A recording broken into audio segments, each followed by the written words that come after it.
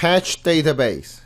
In this lecture, I will talk about how to patch the database structure using Visual Paradigm. Let's take a scenario. You have the online photo album and you keep releasing new features from version to version. The information you keep in the system will change all the time.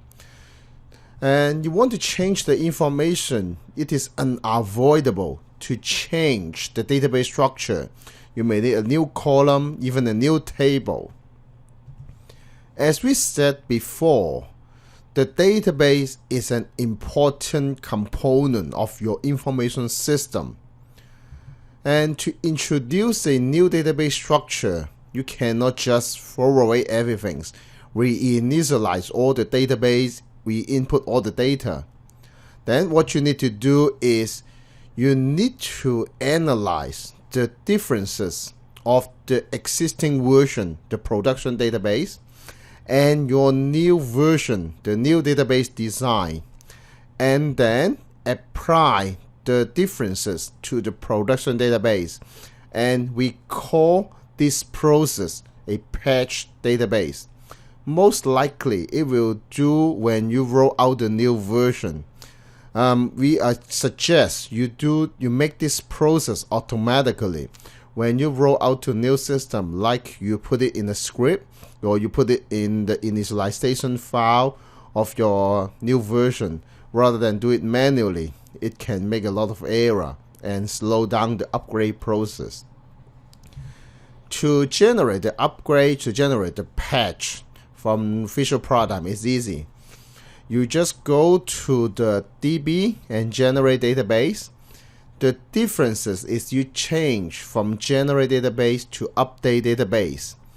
Let me just do a quick demonstration to you before we move on. Here is the database we created in last lecture, online photo album. Let's take a look on the photo table. You see, we have the ID, album ID, etc. to the image path. And now we go to Visual Paradigm. This is the entity relationship diagram. We used it to generate such database. For example, we need to add a new column in the photo. We just add a new column. Say this is upload device. And you just store the in.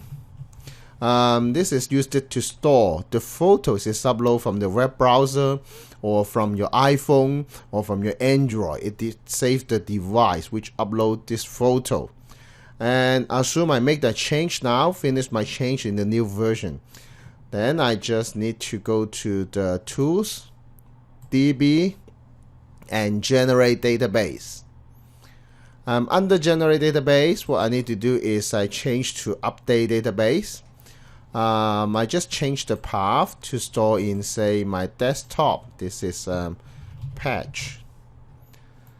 And now you see I uncheck the export to database. I don't want it to execute directly to the database. I just want to get the script.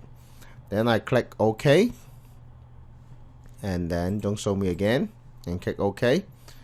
Now it will generate the script. Let me just open the file to take a look. Just here.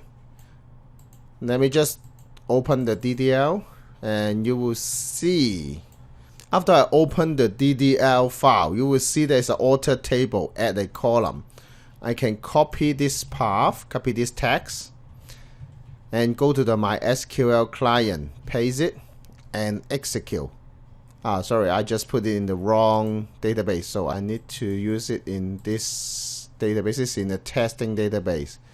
So let me just do one select first, and then I use this editor, and then I paste and execute. You see now I added the column. I just refresh.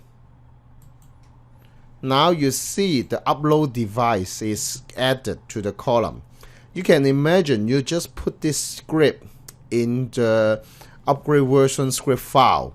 Then it will upgrade the database automatically when you roll out the system. Of course, you need to test it before you do that. But the idea is simple. You just keep doing your development. You don't need to care about the database change. Once the development is finished, you decided to roll out to new version. You just go to DB, generate the update script, get the script, test in the testing environment, and then roll out. So it is so simple, right? There is a very important option I would like to use the rest of this lecture to discuss. There is a checkbox called Include Job Table Column that not exists in ER model. You need to use it very careful. Let's talk about the consequence first. When you drop a table or column, if you drop a column, all the data in this column will be removed, will be deleted permanently. At the sometimes something like that, if you drop the table, it drop all the columns and all the data will be erased from your database. You dropping a table and a column, usually it's a very significant change. If you do it inappropriately, you may lead to a irreversible data loss. Then how it would happen? When we analyze the database and your design, if you find that there is a column in your database, like the view in your database, but it doesn't show up in the entity in your ERD, it doesn't have the view column. We cannot, as a visual product, we cannot assume that you don't need this column. Maybe you manually go to the database to create a column for fixing some urgent issue. So we will not delete it. But if you are really sure you don't need the column, you can take this checkbox and then we will help you to delete this column. So that's why we leave this option unchecked as the default, and you need to use it with a very careful before you really take it. Then you just click the OK to generate the patch as I demonstrate. Let's summarize what we talk about in this lecture. We talk about the concept of database patching, and I showed you how to patch the database, and I also cover the delete column or table, the consequence.